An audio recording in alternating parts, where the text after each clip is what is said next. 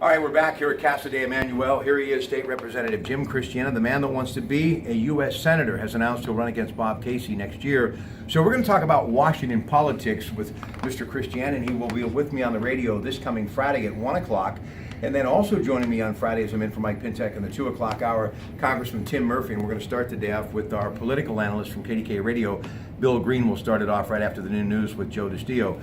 Let's talk about what's happening with healthcare. I mean, it just seems to go on with no end in sight. Everybody says they have a better plan, but we see no results. And once again, a lot of people are saying politicians at work. It's the Washington way. A lot of rhetoric, but no action. Well, the reason the public feels that way is they have plenty of evidence to support the conclusions that they're reaching. The conclusion is that they keep making these promises, and they keep going to Washington, falling on party lines. One or two people sometimes can stop public policy in its tracks, and what do we have right now? We're in no better position than we were in January when the president got sworn in January, and there seems to be no real consensus moving forward. And the problem that I see is for those folks that want to repeal and replace Obamacare, and for those folks that even support Obamacare, everybody has to kind of agree, Rob, that Obamacare was crumbling and premiums were on the rise, and it wasn't doing what it was promised to do. In fact, it was hurting a lot of families. Yeah, they had a health care plan, but they couldn't afford it. And then the private insurers and the individual insurers that weren't on Obamacare were having to pick up the slack for that, and they were seeing their premiums rise. So Washington needs to get its act together. The problem that I see, though, is I don't believe it can get its act together with the same cast of characters. Whether you shuffle them from the House of Representatives and you promote them to the Senate, or you re-elect a two-term senator, I don't believe that we're going to get the results that people want with the same cast of characters. So what I'm saying is, let's elect the next generation. Let's elect a fresh face, somebody who's gotten things done in Harrisburg, and it's long overdue. You know, it's funny, sitting here talking to you and listening to you about healthcare, you kind of were like out in front of the curve years ago with Allegheny Health Network and Highmark, basically standing up and supporting them and talking about where this whole issue is headed. Where was it that you, as a young representative, still a fresh face, where did you see things starting to go the wrong way? Well, when healthcare companies have so much power and control over people's lives and making life or death decisions, and they're running their companies like Fortune 500 companies and not the charitable nonprofits that they're supposed to operate like, I think that's where I get a little bit concerned, right? You're taking hundreds of millions of dollars of tax breaks from the taxpayers, yet then you read about how they're going to turn away certain customers because they have the wrong insurance card. I mean, we have a problem in this country where people can't afford insurance, or they were uninsured, right? Think about this, though. We had in Western Pennsylvania 1.2 million people have an insurance card, pay their premium, yet they didn't have access to UPMC, potentially didn't have access to UPMC. To me, you didn't have to be a rocket science to figure out that was a bad situation. Our constituents, our residents, didn't need to be put through that. It was about corporate greed, and the state needed to step in. We did thankfully step in once, extended that contract between Highmark UPMC so nobody lost access to their hospitals and their doctors. Then we had to step in again, and that's when Governor Corbett, Attorney General, myself, and Dan Frankel pushed the parties to a 5-year consent decree. The problem in the long term, in the short term, kind of mid-range problem is that consent decree is going to expire here shortly, and we could be faced with the same problem. All right, let's talk about, the Dow record, 22,000. The average since he really got elected in November, the president, about 3,600 we're looking at. So how is Wall Street doing so well, and everyone says that the president's doing such a bad job? Well, I mean, I think those that want to take a 4-year term and try to write the narrative based on the first 6 months, I mean, it's been 7 months, right, since the guy's been sworn into office, and was elected because he had no experience, yet he had no experience and had to learn the job. To be honest, you had a Supreme Court justice get confirmed. You've got to get all the cabinets through the Senate, the cabinet members. And not to mention, he's a unique individual, right, that has a unique approach that ruffles feathers. And he's going to learn on the job.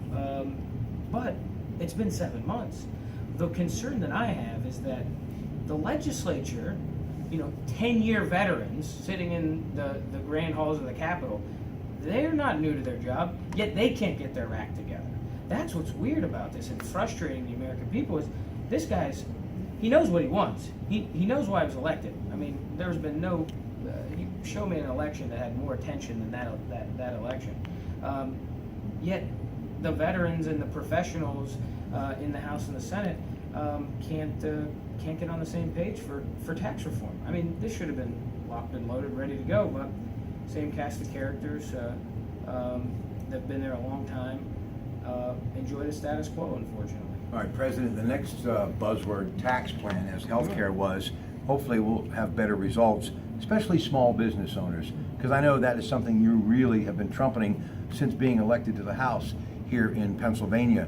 What can we do at the national level to help the grassroots, the small business leader, actually take home more of their hard-earned profits, as opposed to paying taxes and giving it to the government, which, according to a lot of folks, they're not doing such a good job with it? The first thing Washington can do is get the heck out of the way.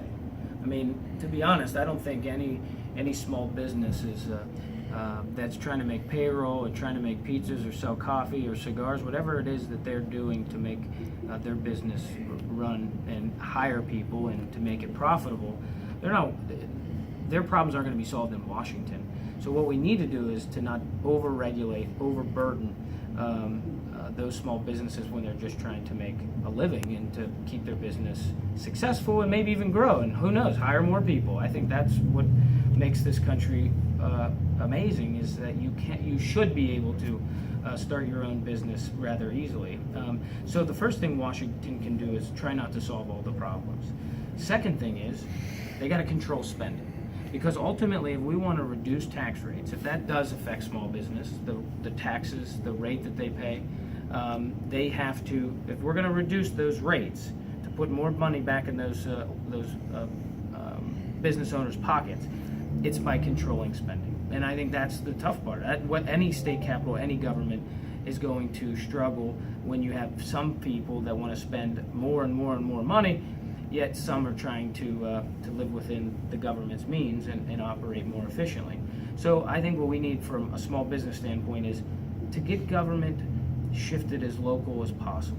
Instead of having an overburden regulating Washington, allow state legislatures and local and city municipalities to be the ones that are who those small businesses can go to get their permit and their occupancy permit. Washington's not going to solve their problems. We're going to pick up on these topics and others when he joins me on the radio this coming Friday when I'm in for Mike Pintek right after the 1 o'clock news. In closing, to put in a capsule, you've got immigration, which is an issue, and you also have terrorism, which is an issue. And a lot of people think of them in hand because of the crimes being committed by a lot of people coming into this country illegally. So I know I wish we had more time. We can elaborate further on the radio. But how do you solve these two issues to hopefully get rid of the major problem, and that's terrorism? Well, step one is securing the borders. I mean, legitimately actually securing the borders and investing in technology and personnel to secure our borders, to stop people coming here illegally. That's 1A. 1B is to reform our legal immigration system so that, really talented, successful immigrants who want to come here and start a business and hire folks, we got to make it easier for them to be able to do that. I think the merit-based selection and vetting individuals on an individual fact and circumstance basis, their immigration being tied to a specific career that they're coming here to start, I think is good public policy. I think we've got to get industry and government working together to solve the legal immigration problem, because it is burdensome and unfortunately, we're not doing either of them successfully. We need reforms on both. Listen, in closing, it's going to take buckets of cash to get elected to the U.S. Senate. You obviously could pretty much write your ticket in Harrisburg. You've had a tremendous run, great track record. Private sector, you've already proven you can make it there. Why would you want to do something like this? As such a young man with a young family and everything kind of going in your favor, and this is going to be a very long road that's going to take a monumental effort in more ways than one. So why? Because somebody needs to step up and to go to Washington and fight to change this system that is out of control. A healthcare system that's out of control, government spending out of control, student loans out of control. I mean, everything Washington's trying to do, they're really not doing it well. And so it's time for new leadership. And I know we've heard that buzzword change, but it's time for the next generation to step up. We needed it when I was 25 running for the state legislature. We needed it when I was 21 and I was running for council in Beaver. We need it when I'm 35 running for the U.S. Senate. Ladies and gentlemen, State Representative Jim Christiana. More with him Friday at 1 o'clock on News Radio 1020 KDK. Coming up next, John Manzetti. We look back at the life of Larry Bruno in just minutes from Casa de Emmanuel. Stick with us.